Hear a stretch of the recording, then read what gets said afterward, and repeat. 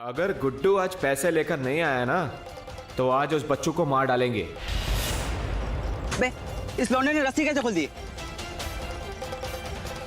अरे ये तो भाग रहा है। पकड़ो इसे, ये लड़का हाथ से जाने ना पाए।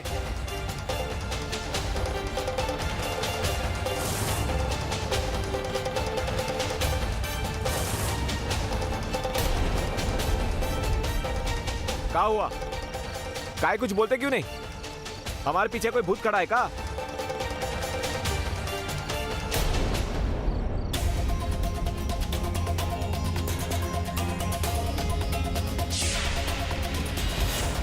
संतोषी दीदी तो हमें पहचानती है।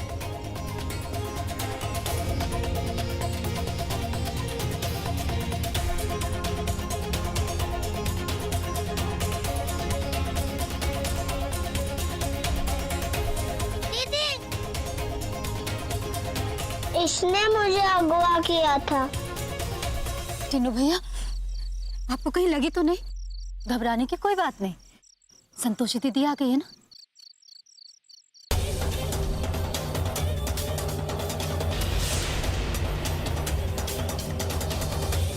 तेरी हिम्मत कैसे हुई टीनू भैया का अपहरण करने की? रुक जा राजू, वरना पुलिस आएगी तेरे घर।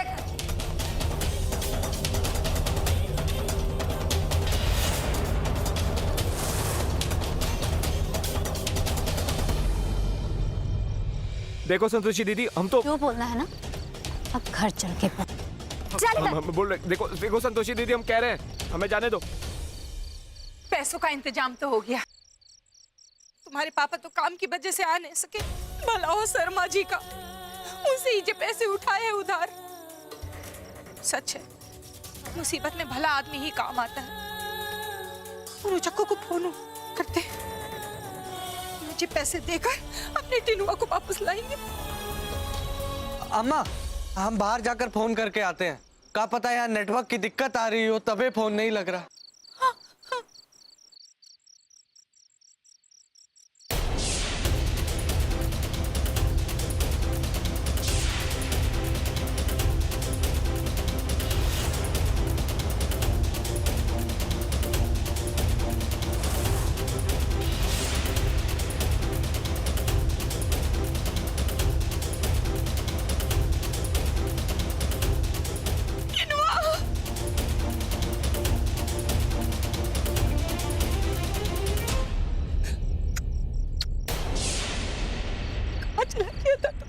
भगवान का लाख लाख शुक्र है लौट आया। हमारी तो जान ही निकल गई थी। टीनू भैया कहाँ थे? ये गुड्डू भैया से पूछे ताई जी।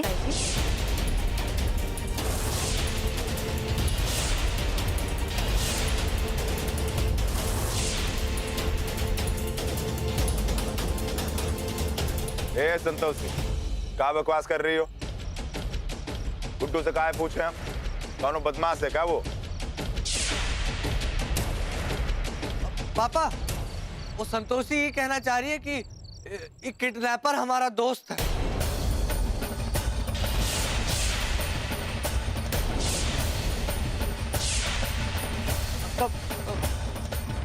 क्या है रे?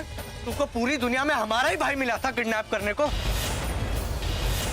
बहुत अच्छा हुआ कि संतोषी तुम्हें पकड़ ली, बहुत अच्छा हुआ। ये झूठ ना बोलो, ये हमें लेके नहीं आए थे, बल्कि आपने ही हमें भेजा था।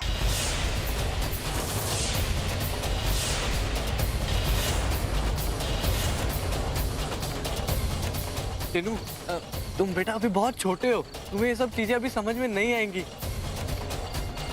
अम्मा, हम नहीं, यही कान भरा होगा। अरे बस कीजिए गुड्डू भैया, कितना झूठ बोलेंगे।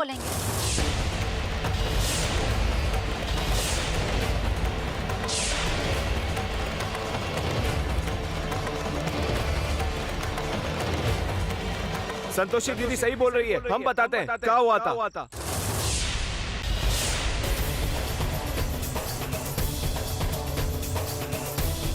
गुड्डू ने हमसे पैसे लिए थे और जुआ खेलने में वो हार गया था।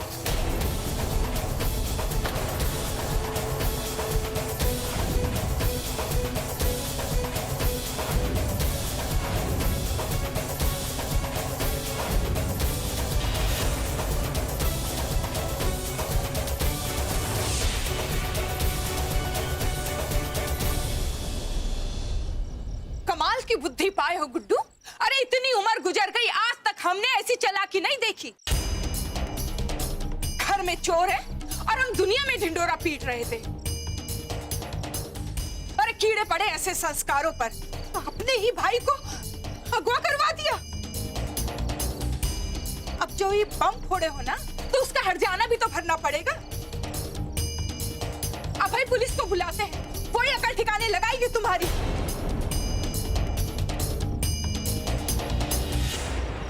पापा, पापा कहाँ? नालायक इसलिए पैदा किए थे क्या तुमको? सारे घर की नाक कटा के रख दी तुमने। दिया क्या कर रहे हो? अपना ही खून है, शांत हो जाओ। अरे पूरे घर में अशांति फैला रखी है तुम्हारे लाल ने, और तुम हमें शांत होने को कह रही हो। अरे आज तो इसे हम छोड़ेंगे नहीं। चाचा अभी तक टाके सूखे भी नहीं है आपके, और आज ही तांडव कर रहे हो। अरे जो होना था सो हो गया ना।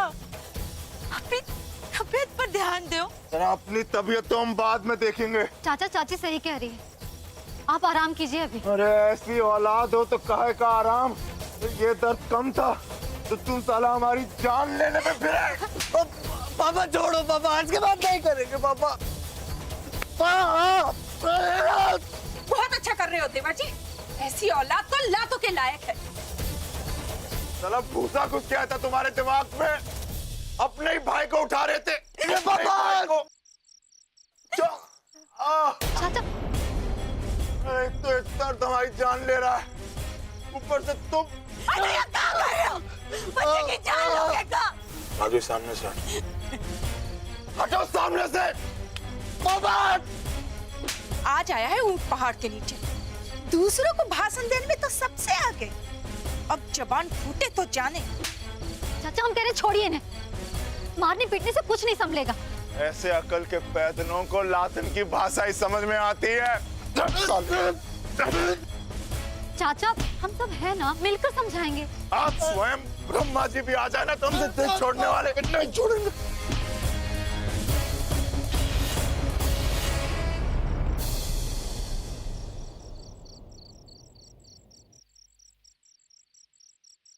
चाचा चाचा हमको एक बात बताइए, आप जोर जबरदस्ती से इस बाल्टी के पानी का आकार बदल लीजिएगा क्या?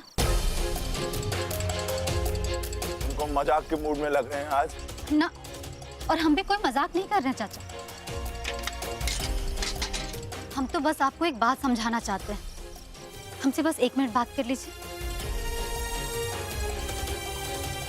बोलो। हम मानते हैं कि गुड्डू भैया से बहुत बड़ी गलती हुई है, लेकिन ऐसे मार पीट कर डांट डपट के किसी को आज तक बदला जा सका है क्या? अच्छा रुकिए,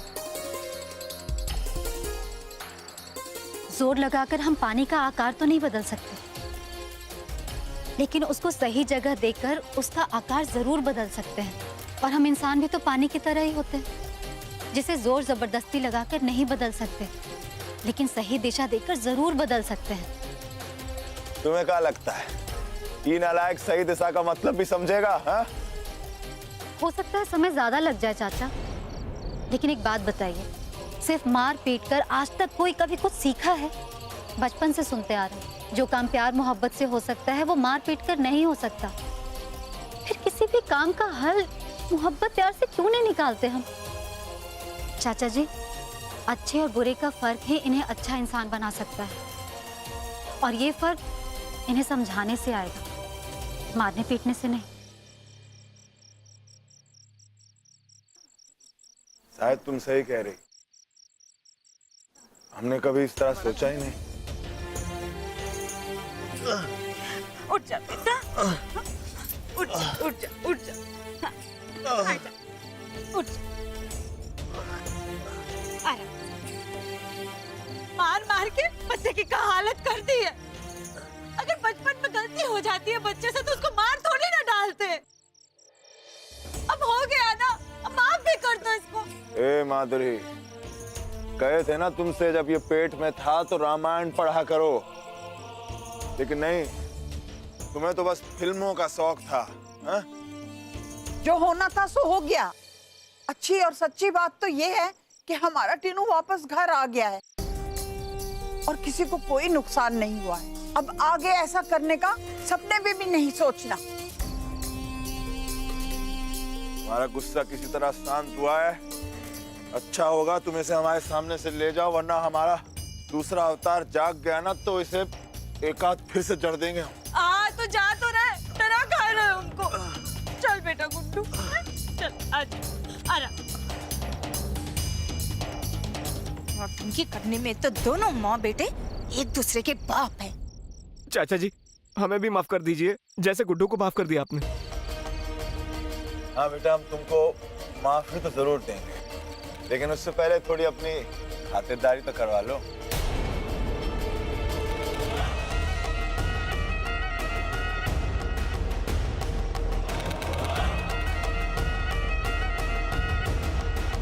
शेषनाथ, बस करो, जाने दे उसे। जाओ जाओ तुम जाओ। नहीं अम्मा नहीं, हमारे गुड्डू के गुड्डा की अकल ठिकाने लगानी। चाचा जी जिसकी ज्यादा गलती थी उसको हाथ और पैर से मारा आपने, और हमारी थोड़ी गलती, कम गलती है तो डंडे से। ये तो चीटिंग है ना चाचा जी? अरे वाह, जय बात है। हिसाब अच्छा है तुम्हारा, है? गणित में फर्स्ट आए थे ना, है ना? एक काम करो बेटा, पहले ना तुम थोड़े डंडे खा लो, उसके बाद हम तुम्हें समझाएंगे हमारा हिसाब। और एक बात बताएं, हम तो चीटिंग नहीं करेंगे, है? एकदम बराबर देंगे तुमको, गुड्डू की तरह।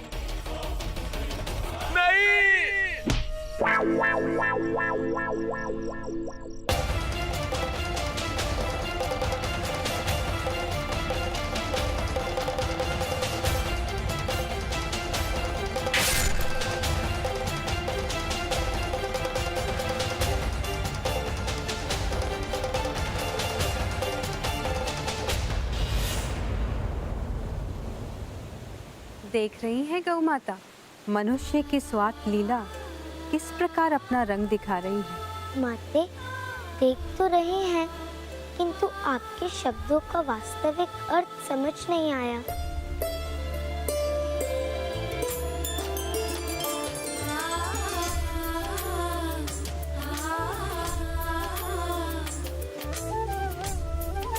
गौ माता, बहुत समय से हमने आपको कोई कथा नहीं सुनाई। आज आपको एक कथा सुनाते हैं, जिसे सुनकर आप सारे अर्थ समझ जाएंगी। एक मनुष्य था, जो मनुष्य सदैव अपनी क्षुधा मिटाने के लिए आम के वृक्ष को अपना लक्ष्य बनाता था। एक समय ऐसा आया जब उस वृक्ष में एक भी फल नहीं बचा। तब वो मनुष्य व्याकुल हो गया और अपनी क्षुधा मिटाने के लिए पैसों की खोज में लग गया। किंतु जीवन में कोई कार्य नहीं करने के कारण उसके पास धन नहीं था। अब वो धन की खोज में यहाँ वहाँ भटकने लगा। एक दिन उसे स्वयं के घर में कांसे के बर्तन मिले। वो अपनी भूख मिटाने के लिए उस बर्तन को भी बेच दिया। उसके बाद क्या हुआ माते? उसके बाद उसकी दृष्टि उन बर्तनों के साथ अन्य वस्तुओं पर भी पड़ी। धीरे धीरे उसने सभी वस्तुओं को बेचकर स्वयं के घर को खाली कर दिया। लालच की मात्रा इतनी बढ़ गई कि वह पुनः उस आम के वृक्ष के नीचे पहुंच गया, जिससे वो अपनी क्षुधा मिटाता था।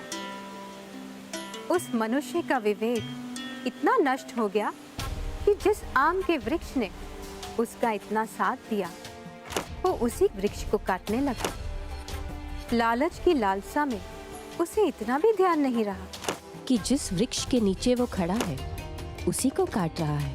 एकाएक टहनी हिलने लगी और वो मनुष्य नीचे गिर गया।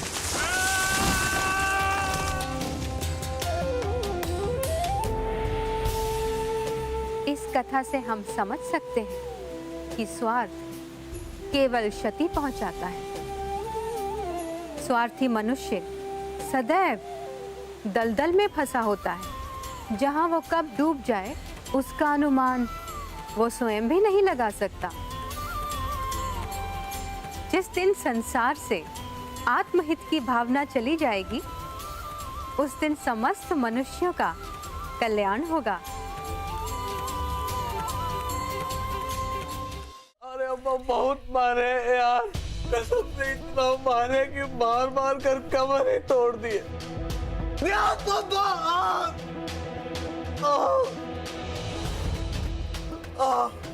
ऐसे मारे जैसे हमें उनके एक दुश्मन हो। शांत हो जा बेटा, तुम्हारे पापा के सर पे ना काला सांप रेंग गया था जो अपने ही बेटों को मार मार के आधा कर दिया। अब आराम से करो। अरे अम्मा सर जान निकले जा रही है। अरे बेटा आराम से ही तो कर रहे, 2 मिनट साथी से लेटे रहो।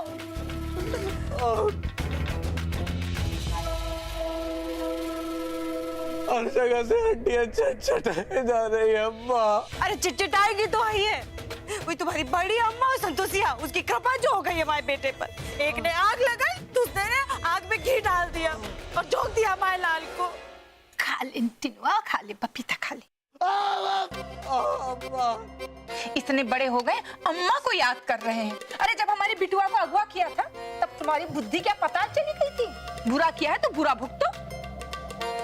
ले बेटा खा ले। नहीं, हमें भूख नहीं है।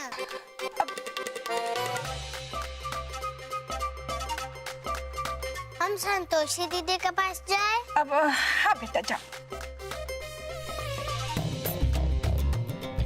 शेषनाथ, माधुरी और गुड्डू ना, ये तीनों की तिगड़ी अगर उल्लू बनाने की पाठशाला खोल लेना तो खूब चलेगी। क्यों कोस रही हो बेचारों को?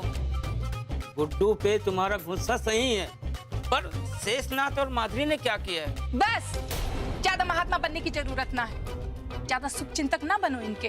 जरूरत पड़ने में तुम्हारी मूंछों के बाल भी बेच देंगे। बोलो सब दवाई। दादी। हाँ बेटा, बड़ी जान छोटा चला मेरा बेटा।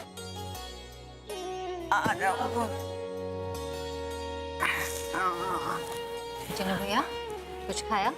हाँ खाया संतोषी दीदी, खाना भी और थोड़ा सा भागा दिमाग भी। चल पागल।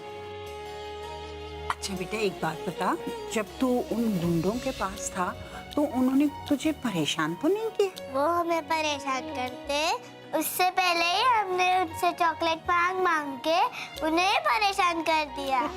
वो सब तो ठीक है, लेकिन आगे से ध्यान रखना, किसी के साथ कहीं भी नहीं जाना, और किसी का मतलब किसी के साथ नहीं। ठीक है। आजकल का समय बड़ा खराब है। बहुत दर्द हो रहा है। हाय दैया, देखो कहा किए हो, दूसरों के बहकावे में आके कितना मारे हो हमारे बेटे को, कोना कोना हिला दिए हो हमारे लाल का। अरे अब खड़े खड़े क्या कर रहे हो, थोड़ा सा इसकी पुचकार लो। तुम्हारे लाल को लाल लाडने तो आए हैं। हे गुड्डू बेटे, हमको माफ कर दे। काहे हमसे बहुत बड़ी भूल हो गई है। वो हम तुमको बाहर अच्छे से मार नहीं पाए थे, वो कसर यहाँ पूरी करने वाले हैं।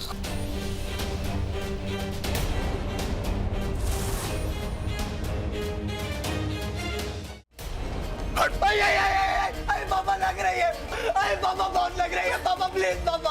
अभी छुए भी नहीं है, देख रहे हो अपने बेटे की नौटंकी। यहाँ आऊ किया जा रहा है, मन कर रहा है मार मार के हड्डियां तोड़ के हाथ में दे दे इसके। कहाँ कर रहे हो, पगला गए हो? पगला ही गए। ऐसी नालायक औलाद मिली है हमें। ए गुड्डू, ए बेटा जरा उठ।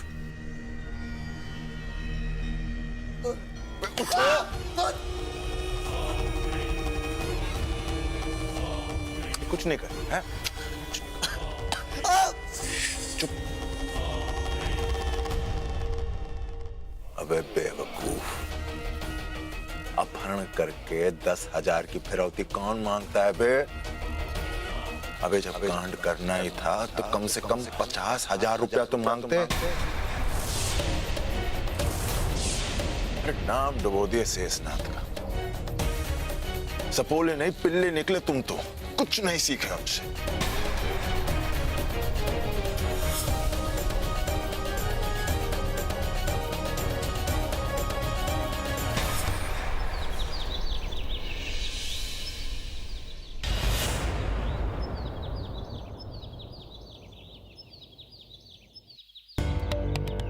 साढ़े 5? हे भगवान, आज मर गई संतोषी। जल्दी कर। संतोषिया। हाँ जी चाची। अपने चाचा के लिए ना जरा नाश्ता बना दो। चाची हम वो पहले वो बहुत कहा है ना, तुम्हारे चाचा को तुम्हारे हाथ का नाश्ता बहुत पसंद है और तुम तो जानती हो अपने चाचा को। जानते हैं चाची, लेकिन हम बना देते, लेकिन हमें ना पहले ही बहुत देरी हो गई है। आप तो जानती हैं हमें काम पर जाना है। वो देखिए 5:30 हो गए हैं, 6 की बस पकड़नी है। हाँ तो क्या हुआ, आधा घंटा तो है ना। और हम जानते हैं संतोषिया बड़ा फटाफट काम करती है और हमने सारी तैयारी करके रखी है। बना दो अपने चाचा के लिए नाश्ता। अच्छा ठीक है, बनाते हैं।